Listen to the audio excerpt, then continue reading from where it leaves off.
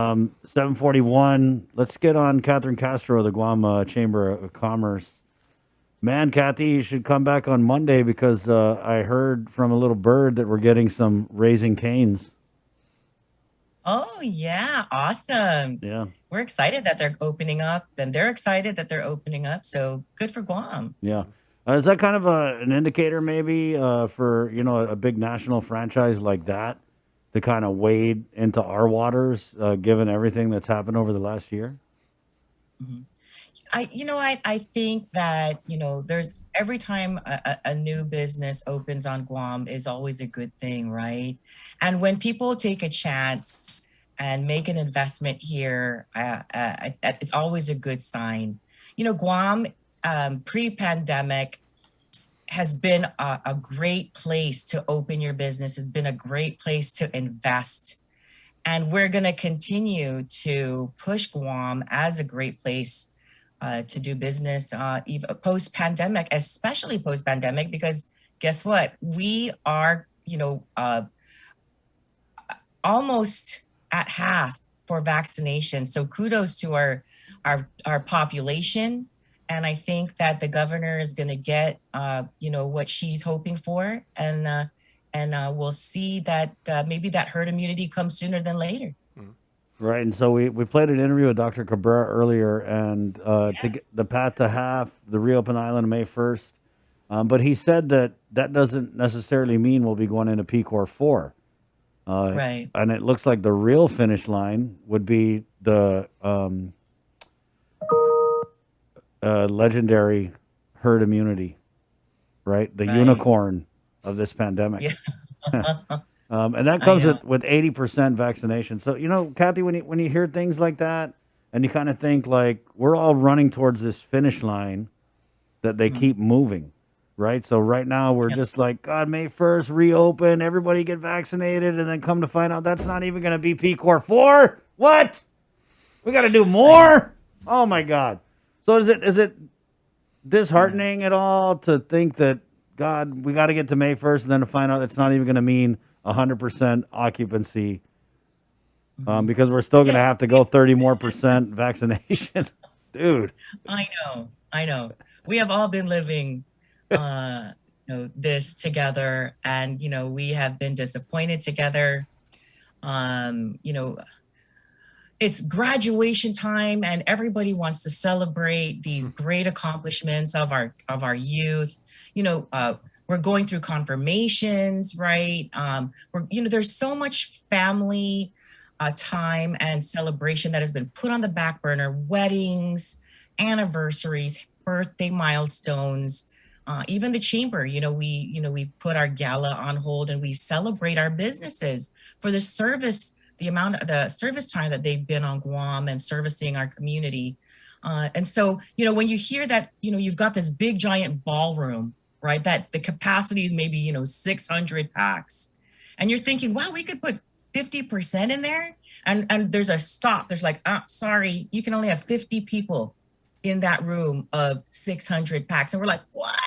This is so disappointing, right? To the business community, to everybody who is hoping to at least celebrate, even with 100 of their closest family members, for something that is a great accomplishment in the family.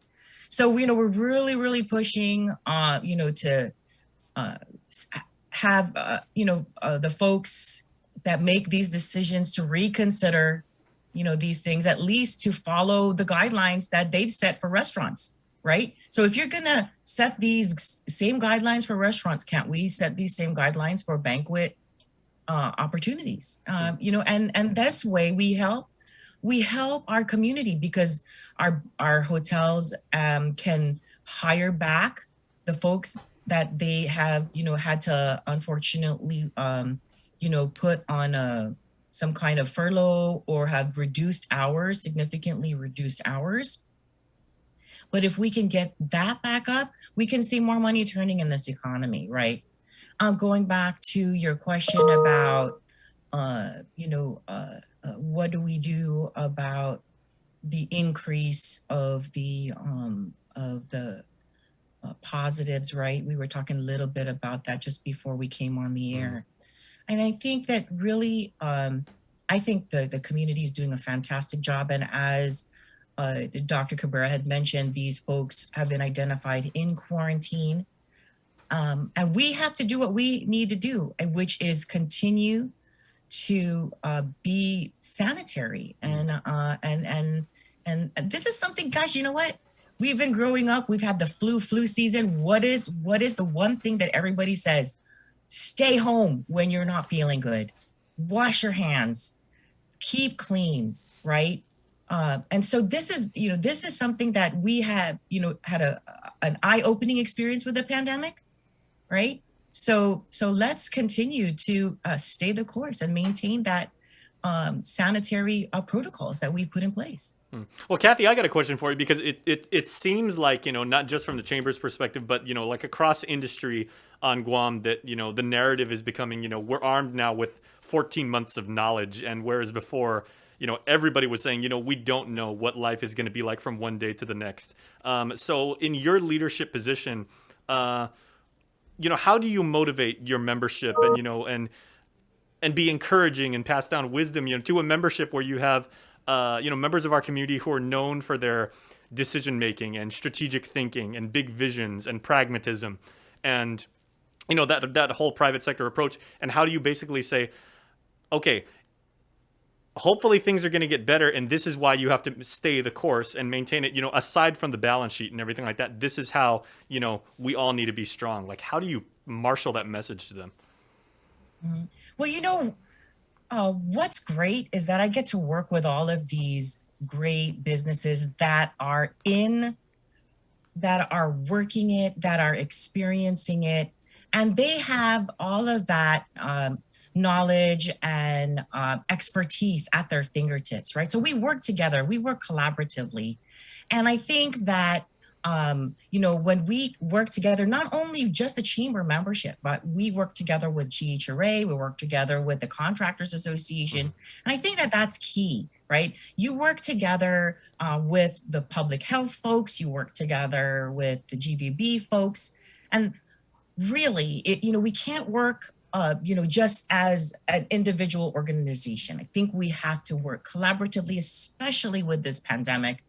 And we, as long as we continue to stay focused on and be flexible, I think it has been really the message that has been, something that we have been utilizing throughout this year and a half of pandemic crisis and situation that we've been in, right? So I think having that positive attitude, and we've been talking about this every time you have me on, right? And as long as we work together and work collaboratively, I think we can do great things together. Yeah. So I think that has been a good positive effort on our community. Yeah, I agree, because I remember I was interviewing you and Christine Belletto maybe about, God, what was that, 6 months ago, and we kind of just stumbled into the concept of we're like, we're seeing businesses who are in the same lines of work technically are now giving referrals and advocating for their competitors. And we said, just because we're rival firms in the same industry, we don't want to see each other go out of business. In Nafamaulik, it extends to private industry as well. That's exactly right. And it's not like, okay, so Guam is very, very unique, right? We don't have an interstate system, right? So we can't just go across state lines to get workers, to find a service, right? So we, we're in this beautiful island, but we're surrounded by ocean. And so we have to work together collaboratively to make things work for everybody. What about for some of the or I guess let me pedal back and just say, have you had members like come up to you and just say, Kathy, I want to do all I can, but the last year has just been, so hard. I'm at the end of my rope. The numbers just don't jive, and I just don't see the business I work so hard to give rise to, and then hopefully build into something. It's just not working out. What do you say to those kind of companies? We have had those conversations, and just most recently, just even 2 weeks ago, a long time small business is now closing its doors. And, they have been a staple in this particular industry, and it's heartbreaking for them as well, right? But it just is not working, like what you're saying, and it happens. And what we can do is to just be there and be as supportive as possible to them and what they need to move forward, and whatever that is, right? So, for example, if they needed support with divesting themselves of particular inventory, then what we would do is, contact similar or like-minded companies that would be interested in supporting and helping them divest themselves of that, right? So, so that type of stuff is happening. Because I think Chris, correct me if I'm wrong, but I remember at the beginning of the pandemic, was it Lenny Farron we had when he was talking about kitchen lingo and like what the plans were for there, and he goes, we've architected a very specific type of dining experience meant to be intimate and to cater to maybe 15, maybe 20 people in the dining facility, at all. And he goes, and now with restrictions and everything like that, he goes, the math just doesn't work out. I can't keep a full staff to only cater to like 2 people.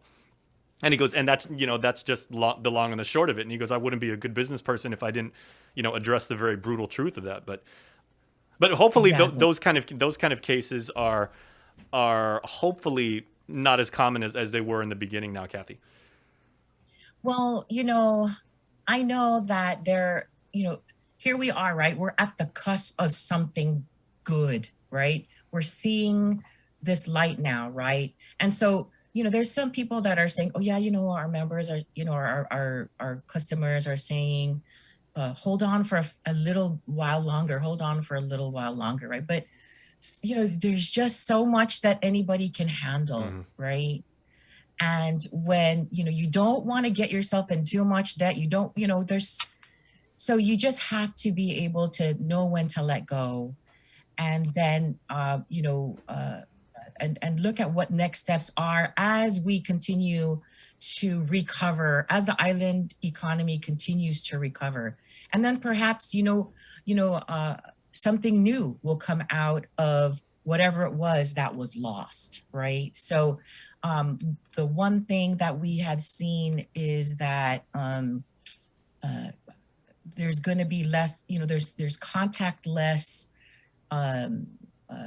situations now, right? And so businesses are working on different ways to provide services and product in ways that will minimize contact. And so we're seeing the rise in digitization.